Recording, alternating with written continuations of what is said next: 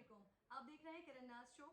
बहुत बहुत शुक्रिया कि आपने मेरे चैनल के लिए वक्त निकाला। अगर अभी तक आपने चैनल को सब्सक्राइब नहीं किया है तो मेरी गुजारिश होगी कि चैनल को सब्सक्राइब कर लें ताकि लेटेस्ट अपडेट्स एंड वीडियोस आपको फौरी तौर पर बर वक्त यहाँ पर मिल सकें।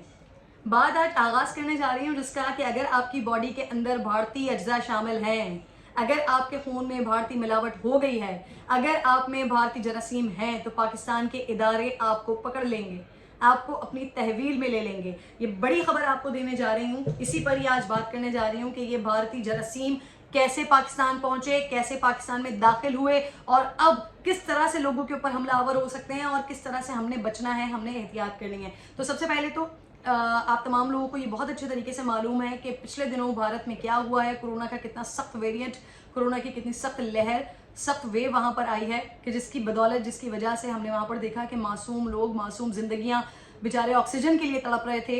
शमशान घाट में लाइनें लगी हुई थी, वहाँ के तमाम शमशान घाट भर गए थे, लोगों को जगह नहीं मिल रही थी, लाइनें लगी हुई थी वहाँ पर, ऑक्सीजन के लिए लोग तड़पते हुए देखे हमने। हॉस्पिटल्स में पाँव रखने की जगह नहीं थी, लोगों ने गाड़ियों के अंदर अपने ऑक्सीजन किट लिए हुए थे, लोगों को गाड़ियों में लिटाया हुआ था। सख्त गर्मी, कोई गाड़ियों के अंदर है, कोई सड़कों पर है, ऑक्सीजन लगाए जा रहे हैं। सड़कों के ऊपर लोगों की जो है बॉडीज पड़ी हुई हैं, कुछ उसमें जिंदा हैं, कुछ लोग मर गए हैं। तो बड़ा खतरनाक वहाँ पर हाल था। ये भारतीय जो कोरोना वायरस है ये पाकिस्तान में दाखिल हो चुका है। इस वीडियो में मैं आपको यही बताने जा रही हूँ कि किस तरह से ये वेरिएंट, ये जो भारतीय खतरनाक जरासीम है कोरोना का, जो खतरनाक कोरोना की यह किस्म है, ये किस तरह से पाकिस्तान पहुंची है। तो 39 साल शख्स है, आज़ाद कश्मीर का ये रिहायशी है, जो कि इसका कोरोना टेस्ट हुआ 9 मई को, इसका कोरोना टेस्ट पॉजिटिव आया था। अच्छा जी, अब हुआ ये कि जब ये कोरोना टेस्ट किया गया, 9 मई का कोरोना टेस्ट था, पॉजिटिव आया था, उसके बाद इस शख्स को अलग रख लिया गया। अलग रखने के बाद जब इसके कोरोना का जब एग्जामिन किया गया इसे, तो पता चला कि ये वो खतरनाक जरासीम है जो कि भारत में पाया जाता है, जिसकी वजह से भारत का इतना इतना बुरा हाल हुआ कि वहां पर हमने लोगों को देखा किस तरह से बेचारे तड़प तड़प कर लोगों की जानें गई हैं, किस तरह से वहाँ पर लोग रो रहे थे, ऑक्सीजन के लिए रो रहे थे, इलाज मुआलजे के लिए रो रहे थे। लेकिन ये कोरोना, ये वाला वायरस, ये वाली किस्म किसी को बख्शने के लिए तैयार नहीं थी। तो हुआ ये कि जो 39 साल शख्स आज़ाद कश्मीर का था, इसका कोरोना टेस्ट हो गया। कोरोना टेस्ट के बाद इसको सबसे अलग रखा गया, चेक किया गया, तो पता चला कि ये भारतीय किस्म का वेरिएंट है। अच्छा जी, फिर उसके बाद इस शख्स की ट्रैवल हिस्ट्री चेक की गई। ट्रैवल हिस्ट्री में अब ऐसा नहीं है कि ये भारत गया था, वहां से वापस आया और वहां से वापस आने के बाद इसको ये कोरोना वायरस हो गया, बल्कि ये मिडिल ईस्ट गया था। मिडिल ईस्ट में वहां पर इसकी पूरी की पूरी जब ट्रैवल हिस्ट्री चेक की गई कि ये जब जहाज से वापस आया तो किसी के साथ जो बैठा हुआ था वो कौन था, फिर जहां पर ये गया था वहां किन लोगों से मुलाकात की गई, घर में और किसी को तो इफेक्ट नहीं किया है और किसी को तो कोरोना वायरस नहीं लगा है, घर के तमाम लोगों का वायरस, उनमें ये वायरस नहीं पाया गया। लेकिन इस शख्स की जब ट्रैवल हिस्ट्री चेक की गई तो मालूम हुआ कि मिडिल ईस्ट में ये किसी भारतीय से मिला था जो कोरोना पॉजिटिव था, उसको कोरोना की अलामत थी और उससे ये मिलने के बाद जब पाकिस्तान पहुंचा वापस तो ये अपने साथ ये कोरोना वायरस लेकर आया है। अच्छा जी, अब हो ये रहा था जनाबे वाला कि भारतीय कोरोना की जो ट्रांसमिशन है ये 60% है, यानी कि जो पाकिस्तान में अल्हम्दुलिल्लाह हमारे पास अब तक पिछले 1.5-2 साल से, क्योंकि फरवरी 2020 में पहला 26 फरवरी 2020 में पहला कोरोना का जो पेशेंट था वो यहाँ पर आया था, ज़ायरीन में से था, ईरान साइड पे गया था ज़ियारतों के लिए, फिर वापस आया, कोरोना अपने साथ लेकर आया और उसके बाद जिस तरह से ये फैला वो हमने देखा और अल्हम्दुलिल्लाह सुम्मा अल्हम्दुलिल्लाह कि अल्लाह ने हमें उस खतरनाक वेव से हमें निकाला भी। बहुत सारे लोग जानों से चले गए, बहुत सारे लोग इसकी वजह से इफेक्ट होने के बाद आज तक उसके पोस्ट इफेक्ट्स बर्दाश्त कर रहे हैं।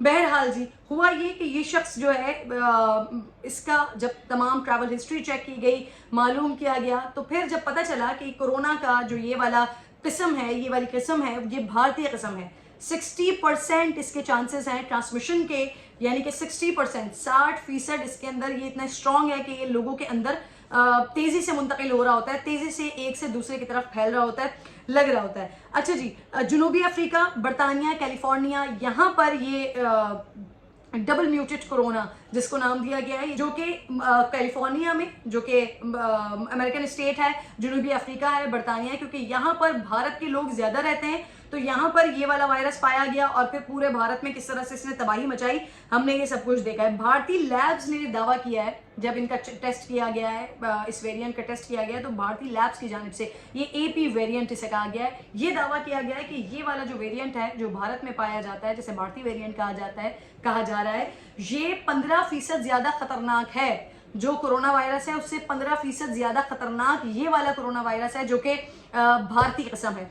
फिर उसके बाद यहाँ पर अब जो मैं उस शख्स के बारे में बता रही थी जो कि ये इंडियन वेरिएंट अपने साथ लेकर आया है, पाकिस्तान में इसकी ट्रैवल हिस्ट्री चेक की गई, वहां से पता चला कि जी ये किसी भारतीय से मिला है, भारतीय से मिलकर ये पाकिस्तान आया है और पाकिस्तान आकर पता चला, तशखीस हो गई कि ये भारतीय वेरिएंट है। उसके बाद उसको अलग रख दिया गया। अब क्या हो रहा है यहाँ पर, अच्छा ये हमारे पास कैसे आया ये मैंने आपको बता दिया। इससे पहले भी जब हमारे पास फैला था, अल्हम्दुलिल्लाह हम सिक्योर थे, हम बेहतरीन हमारे मामला चल रहे थे, पूरी दुनिया में ये बतदरीज फैल रहा था, लेकिन पाकिस्तान में नहीं था। और पाकिस्तान में दिसंबर नवंबर से ये शुरू हुआ था। पाकिस्तान में फरवरी में, एंड ऑफ फरवरी 26 फरवरी में पहला केस रिपोर्ट हुआ था। तो वहां पर भी जो बेएहतियाती हमारी तरफ से की गई थी वो ये थी कि जब ये वायरस तो पूरी दुनिया में आ रहा था, पूरी दुनिया में लोग थे, तो जब हमारे आने जाने वाले लोग थे वहां पर एहतियात नहीं बरती गई, इस वजह से ये पहला केस हमारे पास आ गया कोरोना पॉजिटिव का। और उसके बाद जिस तरह से ये फैला, जिस तरह से इसने लोगों को परेशान किया, पागल किया, जिस तरह से हमने देखा कि हमें तमाम लोगों को जिंदगी के खतरात लायक हो गए कि अल्लाह खैर करे, बच्चे भी हैं, बूढ़े भी हैं, नौजवान अल्हम्दुलिल्लाह पाकिस्तान में ज़्यादा है, लेकिन तमाम लोगों के लिए ये ख़तरनाक वायरस तो है ही। यहाँ पर लोगों को परेशानी हो गई। पाकिस्तान का हमारा जो सबसे ज़्यादा बुरा पैच था वो ये था कि हमारे पास ये वाला सिस्टम नहीं था। हम किस पर रिलाई कर रहे थे, अगर कोई पाकिस्तान से बाहर से आ रहा है उसके पास जो कोरोना का वो सर्टिफिकेट लेकर आ रहा है, टेस्ट करवा कर जो आ रहा है, हम उसी पर रिलाई कर रहे थे। हमने वो डॉक्यूमेंट देखा, डॉक्यूमेंट देखने के बाद उसको जाने की इजाज़त दे दी। लेकिन अब जब ये भारतीय वेरिएंट आया है, पहला केस रिपोर्ट हुआ है, पहले केस की जांच हो गई है, तो उसके बाद पाकिस्तान में अब ये फैसला किया गया है कि जो भी शख्स पाकिस्तान वापस आएगा, पाकिस्तानी या कोई भी जो भी आएगा, उसका यहाँ पर उसी तरह से स्क्रीनिंग का सिस्टम किया जाएगा जैसे बैरून मुल्क में है, जैसे दीगर कंट्रीज में होता है कि पाकिस्तान से आप कोरोना टेस्ट करवा के जाएं, रिपोर्ट लेकर जाएं। लेकिन जब आप किसी भी कंट्री में जाते हैं वहां पर जाकर आपको क्वारंटीन पीरियड पूरा करना पड़ता है, वहां पर आपका टेस्ट होता है, उसके बाद आपको अलाउ किया जाता है कि आप उनके मुल्क में जाकर रह सकते हैं, घूम सकते हैं, निकल सकते हैं, आना जाना कर सकते हैं। उसके बाद जितने अरसे का आपका वीज़ा है, जितने अरसे का आपका काम है, आप वहाँ पर रुक के देन आप अपने कंट्री में वापस आते हैं। तो अब पाकिस्तान में भी इसी प्रैक्टिस पर अमल किया जाएगा, यानी जो भी जाने वाला होगा उसको, जो भी आने वाला होगा उसकी स्क्रीनिंग यहाँ पर पाकिस्तान के एयरपोर्ट्स पर की जाएगी। स्क्रीनिंग करके उसका क्वारंटीन पीरियड पूरा होगा। क्वारंटीन पीरियड के बाद जब टेस्ट हो जाएगा उसके बाद उसको अलाउ किया जाएगा। अगर खुदा न खास्ता किसी के अंदर ये भारतीय वेरिएंट पाया जाता है, भारतीय वायरस पाया जाता है, बशमूल कोरोना पॉजिटिव है और कोरोना पॉजिटिव होने के साथ साथ भारतीय वेरिएंट भी है, उसको अलग रखा जाएगा और फिर उसके बाद एग्जामिन करके उसका टाइम पीरियड पूरा करके कोरोना के पेशेंट्स को रखकर और फिर उसके बाद उनको अलाउ किया जाएगा। सही होने के बाद, सेहतमंद हो जाने के बाद ये किया जाएगा। तो मैं शुक्रगुजार हूँ जी कि पाकिस्तानी हुकूमत अब ये सोच रही है कि हम भी इसी वाली प्रैक्टिस पर अमल करें। स्मार्ट लॉकडाउन और दीगर चीज़ों पर तो हमने बाहर के ममालिक को देखा, उनको फॉलो किया और अल्हम्दुलिल्लाह अल्लाह ने बड़ी हिफाजत भी की हमारी, यहाँ पर हम बड़े कामयाब भी रहे। लेकिन अगर खुदा ना खास्ता, अल्लाह ना करे ये वायरस यहाँ पर फैल जाता है, एक तो ये याद रखिएगा कि भारत वसाइल में हमसे ज़्यादा है। भारत जो है वो बड़ा कंट्री है, ऑब्वियसली वहाँ पर हॉस्पिटल्स भी ज़्यादा हैं, वहाँ पर कैपेसिटी भी ज़्यादा है, वहाँ पर हमारे मुकाबले में वेंटिलेटर्स का सिस्टम हो गया, ऑक्सीजन का सिस्टम हो गया। ऑब्वियसली जब आप तादाद में बढ़े हैं तो आपके पास वसाइल भी ज़्यादा हैं। खुदा न खास्ता, अल्लाह ना करे पाकिस्तान में अगर ये फैल जाता है तो मैं बहुत गंभीर दिल के साथ ये बात कहूँगी कि खुदा ना खास्ता अगर पाकिस्तान में ये फैल जाता है तो हमारे लिए बहुत ज़्यादा मुश्किल हो जाएगी, हम बहुत ज़्यादा परेशानी में आ जाएंगे, क्योंकि हमने भारत का हाल देख लिया है। हमारे पड़ोसी हैं, हमारी दुआएं उनके साथ हैं, न सिर्फ हमारी दुआएं उनके साथ हैं बल्कि यहाँ से ईदी की तरफ से भी हेल्प गई है, हमारी दुआएं बहुत ज़्यादा उनके साथ हैं। लेकिन अब खुदा ना खास्ता हमें अपनी भी अब केयर करनी है कि खुदा ना खास्ता यहाँ पर ये वायरस फैल जाता है, ये वेरिएंट फैल जाता है तो बचना बहुत मुश्किल हो जाएगा, बहुत बड़ी तबाही हो जाएगी। तो उसके लिए हमने करना क्या है, एहतियात करनी है, बहुत ज़्यादा एहतियात करनी है।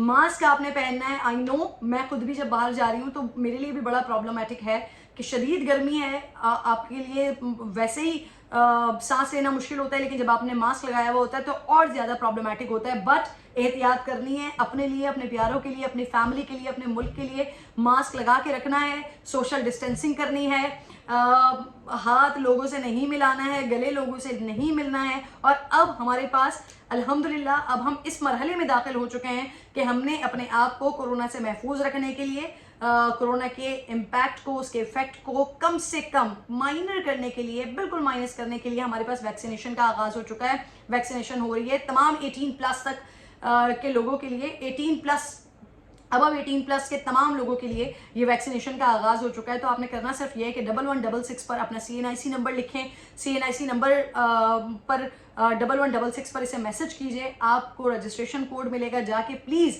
वैक्सीनेशन लाजमी करवाइए। एहतियात बहुत ज़्यादा करें। जो कुछ हम पिछले दिनों सोच चुके हैं या जो कुछ हम सोच रहे हैं इसको मजाक समझ रहे हैं, ये मजाक नहीं है। भारतीय वेरिएंट बहुत ज़्यादा खतरनाक है, ऑलरेडी हम देख चुके हैं। अगर आपको मेरी बात पे यकीन नहीं आ रहा तो एक बार फिर ज़रा आप लोग गूगल पर जाइए, फेसबुक पर जाइए, बहुत ज़्यादा लोगों ने वीडियोस शेयर की हुई हैं। ट्विटर पर देखिए, जहाँ पर आपको इंडिया की हालत नज़र आएगी कि वहाँ पर जब ये वायरस फैला वहाँ पर लोगों का सर्वाइवल किस हद तक मुश्किल हो गया था। और खुदा ना खास्ता अगर ये हमारे पास हो जाता है, हमारे पास ये वाली वेव आ जाती है, तो हमारे पास वेंटिलेटर्स की कैपेसिटी नहीं है, हमारे पास हॉस्पिटल्स में वो कैपेसिटी नहीं है, हम उस तरह से लोगों को ऑक्सीजन प्रोवाइड नहीं कर सकेंगे, हमारे पास फ्रंट लाइन वर्कर्स का स्टाफ उस तरह से नहीं है जितनी बड़ी तादाद हमारे पास है। और जितना तेज़ी से ये इसकी ट्रांसमिशन है, 60% 60% ट्रांसमिशन के चांसेस हैं इसके, 60% ज़्यादा चांसेस हैं इसके कि आप सोशल डिस्टेंसिंग पर भी हैं तब भी ये वायरस आपको लग सकता है, हवा में ये मुअल्लिक हो सकता है, आपको लग सकता है। तो आपने हर तरह से जितना हो सके प्लीज़ एहतियात लाजमी कीजिए। वीडियो पसंद आए तो इसे लाइक ज़रूर कीजिएगा और कमेंट पे अपनी राय से मुझे ज़रूर आगाह कीजिएगा। अपना ख्याल रखिए। अल्लाह ने के बाद।